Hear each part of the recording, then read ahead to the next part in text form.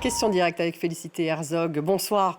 Vous êtes écrivaine, présidente de Badabouk. Vous avez publié votre premier livre, Un héros, c'était chez Grasset, justement. Et votre dernier livre chez Gallimard, je le cite, Une brève libération. Félicité Herzog, après le limogeage d'Olivier Nora, donc PDG de cette prestigieuse maison d'édition Grasset, une lettre a été signée par une centaine d'écrivains, Virginie Despentes, Sorge Chalandon, Bernard-Henri Lévy, mais aussi vous-même. Vous avez participé à cette tribune. Vous connaissez très bien Olivier Nora. Vous avez travaillé longtemps avec Vincent Bolloré, que vous connaissez aussi très bien. Vous aviez été présidente de la librairie L'Écume des Pages à Paris, qui a été rachetée par Vincent Bolloré. Vous avez démissionné de ce poste parce que vous étiez en désaccord avec lui. Qu'est-ce qui vous atteint le plus dans ce qui s'est passé, dans ce limogeage en fait, d'Olivier Nora ? Évidemment, sur la forme, la brutalité.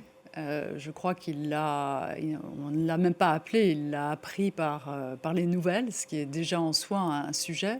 Mais ensuite, ce qui est choquant, c'est que c'est une illustration du mélange entre politique et entreprise.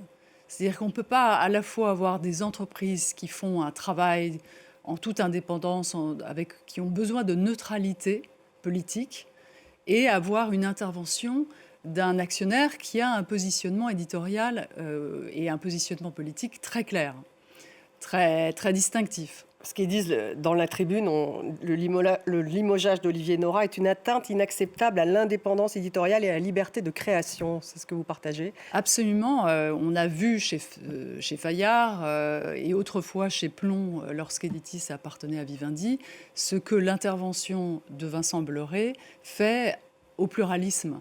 Et malheureusement, il n'a qu'une ligne, même s'il défend la liberté d'expression, en réalité, il défend la sienne exclusivement. Et donc, c'est très grave parce qu'une maison d'édition ne vit que par sa liberté d'expression, ses talents, qui sont tous différents.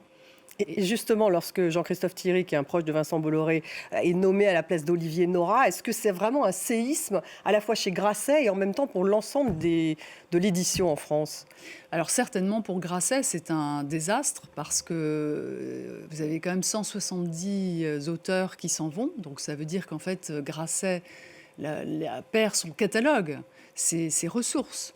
Donc il prend le risque que la boîte coule. Absolument, si c'est-à-dire qu'en fait, la dimension idéologique l'emporte sur le calcul économique, ce qui est quand même assez perturbant pour une entreprise, c'est très rare. Et ensuite, c'est un désastre aussi pour l'édition parce que, par définition, tous ces auteurs vont perdre leurs droits. Et donc, il y a vraiment un sujet de propriété des droits attachés à une œuvre.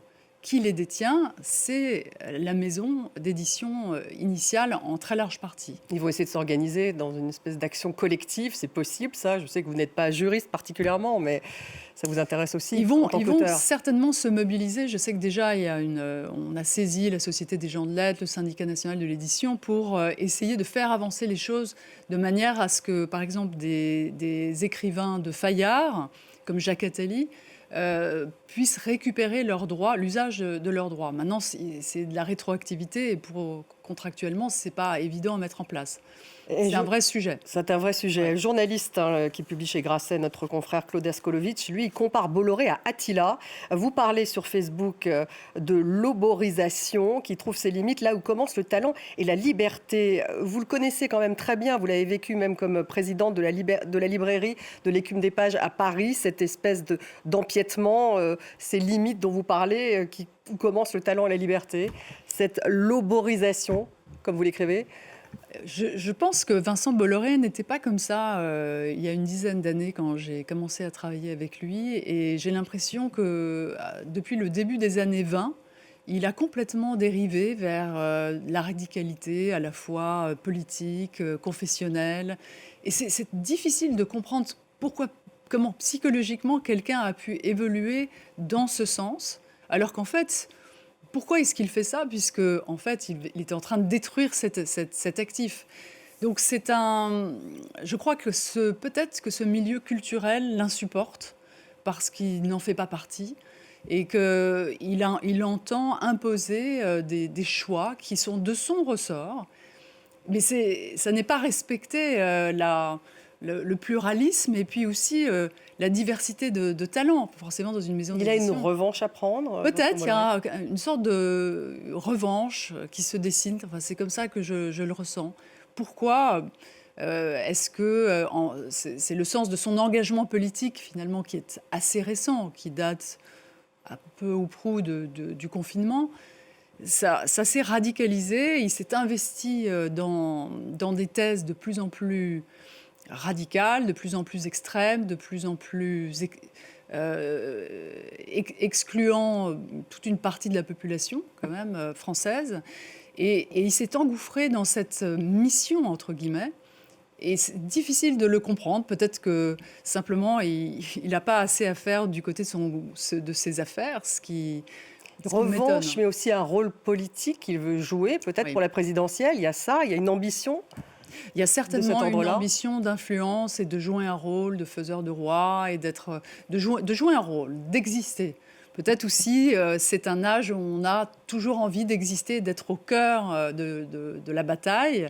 Et il a découvert les médias. C'était pas quelqu'un qui était dans les médias autrefois. Et donc ça, vous avez senti un basculement Oui. d'un homme d'affaires qui est devenu d'abord un politique, en fait. Ben, c'est-à-dire qu'en 2023, il a acquis le JDD Europe 1 et tout ça s'est agrégé avec CNews. Ça, c'est une machine infernale. Il a, je dois dire, réussi à faire quelque chose qui est très efficace, mais qui n'a qu'une seule ligne. Et c'est forcé de constater que personne ne peut lui faire entendre raison, même pas l'Arcom. C'est presque jusqu'au boutisme, et maintenant qui s'exerce dans le milieu de l'édition, auquel il ne s'intéressait pas particulièrement. Mais il a découvert que finalement, des livres politiques sont très importants dans par exemple, des candidatures à la présidentielle, que ce soit les uns et les autres, que ce soit Bardella ou que ce soit d'autres. C'est un passage quasiment obligé dans une ascension présidentielle ou politique. Et quand vous avez quitté justement la direction, la présidence de l'Écume des Pages, cette célèbre librairie du 6e arrondissement à Paris, c'est parce que vous aussi, quelque part, vous avez été un peu poussé dehors lorsque vous avez démissionné. Vous n'avez pas attendu d'être mise dehors? Non, en fait, ce qui s'est passé, c'était différent. C'est que Vincent Bolloré et son équipe souhaitaient que la librairie soit organisatrice des livres au bicentenaire d'Hachette, qui a pris place il y a à peu près 2 semaines. Et les libraires ne le souhaitaient pas. Ils ne voulaient pas être associés à CNews, au JDD, à Europe 1, parce que l'Écume des Pages a une image complètement différente. Et c'est, en fait, ils les ont... il y a eu beaucoup de pression. Et j'ai été court-circuitée. Je n'ai pas pu défendre la librairie comme je le souhaitais et leur point de vue. Et c'est pour ça que j'ai démissionné. J'ai trouvé ça insupportable. Est-ce que vous pensez qu'Olivier Nora devrait créer sa propre maison d'édition et prendre avec lui un certain nombre d'auteurs? Je n'ai pas de conseils à lui donner, mais à mon avis, tout lui est ouvert. Ça, je suis certaine qu'il arrivera à faire renaître quelque chose dans le monde de l'édition parce qu'il est unique. C'est un des plus grands éditeurs qui soit. Il a un lien très particulier avec les auteurs et il est à la fois bienveillant mais rigoureux. Il a découvert aussi des auteurs et des autrices qui sont maintenant très célèbres. Donc il ne peut pas s'arrêter là. C'est certain. Merci d'avoir été avec nous ce soir, Félicité Herzog. Merci, Fanny Antoine. Écrivaine, présidente de Badabouk. Merci beaucoup pour cette réaction donc, dans Question Directe.